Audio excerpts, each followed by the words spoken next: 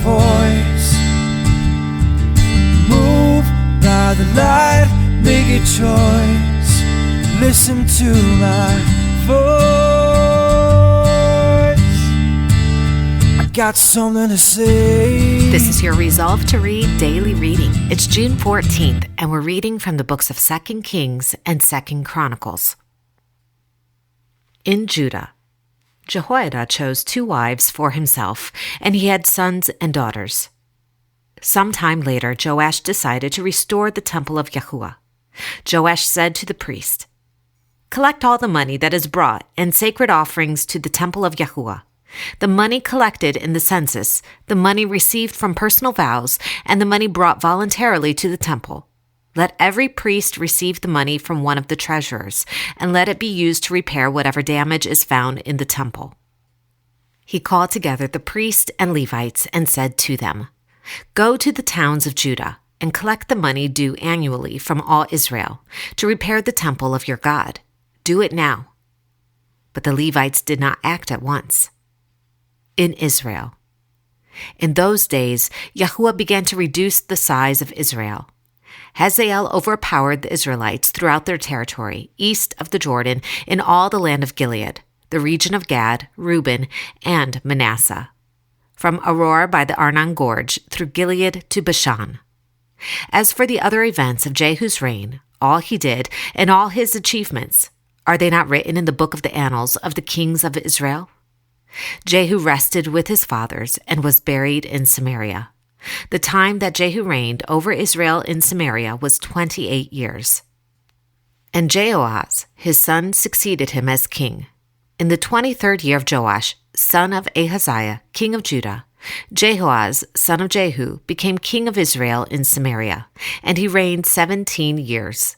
He did evil in the eyes of Yahuwah by following the sins of Jeroboam, son of Nebat, which he had caused Israel to commit, and he did not turn away from them.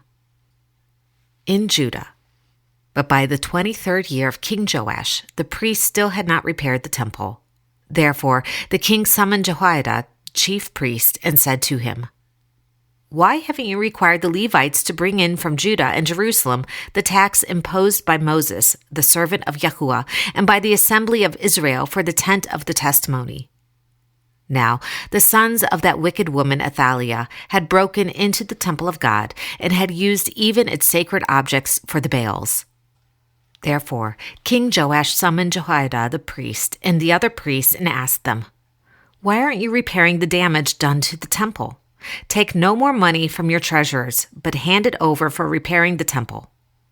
The priests agreed that they would not collect any more money from the people and that they would not repair the temple themselves. Jehoiada, the priest, took a chest and bored a hole in its lid. He placed it beside the altar on the right side as one enters the temple of Yahuwah. The priest who guarded the entrance put into the chest all the money that was brought to the temple of Yahuwah. A proclamation was then issued in Judah and Jerusalem that they should bring to Yahuwah the tax that Moses, the servant of God, had required of Israel in the desert. All the officials and all the people brought their contributions gladly, dropping them into the chest until it was full. Whenever the chest was brought in by the Levites to the king's officials, and they saw that there was a large amount of money, the royal secretary and the officer of the chief priest would come and empty the chest and carry it back to its place. They did this regularly and collected a great amount of money. The king and Jehoiada gave it to the men who carried out the work required for the temple of Yahuwah. They hired masons and carpenters to restore Yahuwah's temple, and also workers in iron and bronze to repair the temple. The money brought into the temple was not spent for making silver basins, wick trimmers, sprinkling bowls, trumpets, or any other articles of gold or silver for the temple of Yahuwah. It was paid to the workmen who used it to repair the temple. They did not require an accounting from those to whom they gave the money to pay the workers, because they acted with complete honesty. The money from the guilt offering and sin offerings was not brought into the temple of Yahuwah. It belonged to the priest.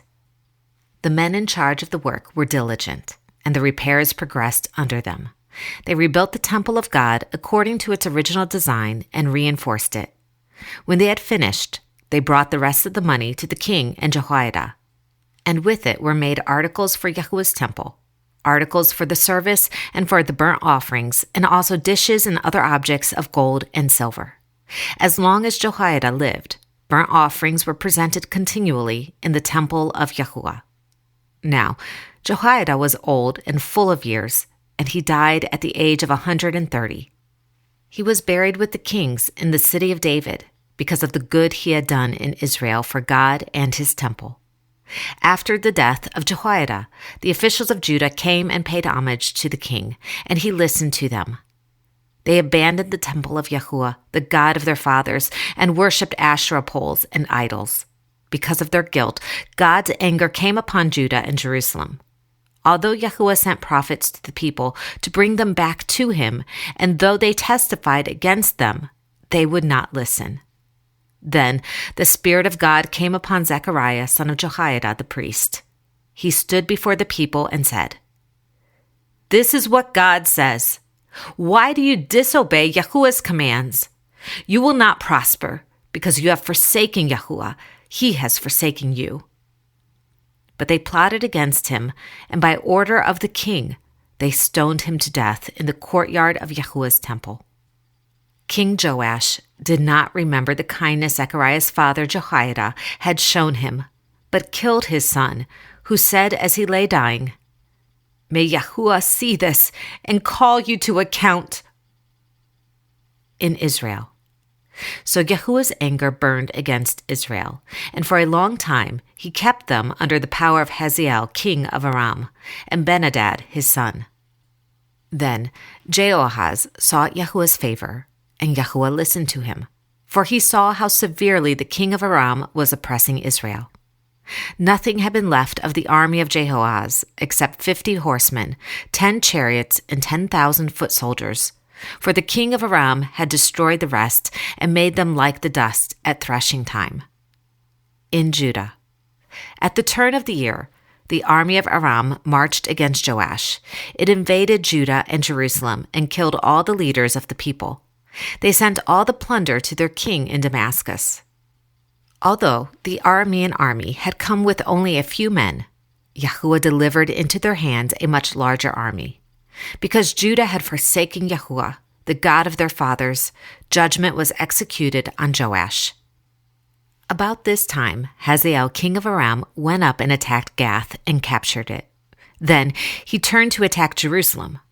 But Joash, king of Judah, took all the sacred objects dedicated by his fathers, Jehoshaphat, Jehoram, and Ahaziah, the kings of Judah, and the gifts he himself had dedicated, and all the gold found in the treasuries of the temple of Yahuwah and of the royal palace, and he sent them to Hazael, king of Aram, who then withdrew from Jerusalem. In Israel. As for the other events of the reign of Jehoahaz, and all he did and his achievements, are they not written in the books of the annals of the kings of Israel? Jehoahaz rested with his fathers and was buried in Samaria. And Jehoash, his son, succeeded him as king. In the 37th year of Joash, king of Judah, Jehoash, son of Jehoahaz, became king of Israel in Samaria, and he reigned 16 years. He did evil in the eyes of Yahuwah, and did not turn away from any of the sins of Jeroboam, son of Nebat, which he had caused Israel to commit. He continued in them. Now, Elisha was suffering from the illness from which he died. Joash, king of Israel, went down to see him and wept over him. my father," he cried. "The chariots and horsemen of Israel." Elisha said, "Get a bow and some arrows." And he did so. "Take the bow in your hands," he said to the king of Israel. When he had taken it, Elisha put his hands on the king's hands. "Open the east window," he said, and he opened it. "Shoot," Elisha said, and he shot.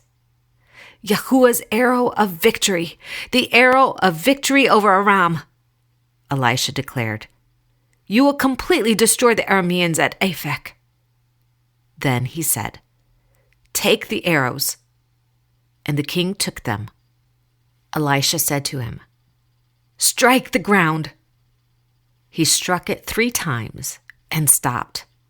The man of God was angry with him and said, "You should have struck the ground 5 or 6 times. Then you would have defeated Aram and completely destroyed it. But now you will defeat it only 3 times." Elisha died and was buried.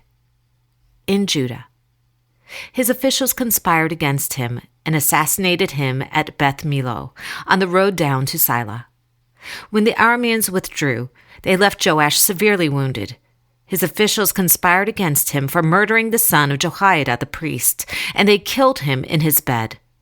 So he died and was buried in the city of David, but not in the tombs of the kings. Those who conspired against him were Zabad, son of Shimeath, an Ammonite woman, and Jehozabad, son of Shimrith, a Moabite woman. The account of his sons, the many prophecies about him, and the record of the restoration of the temple of God are written in the annotations of the book of the Kings. This is the word of Yahuwah. Thanks be to God.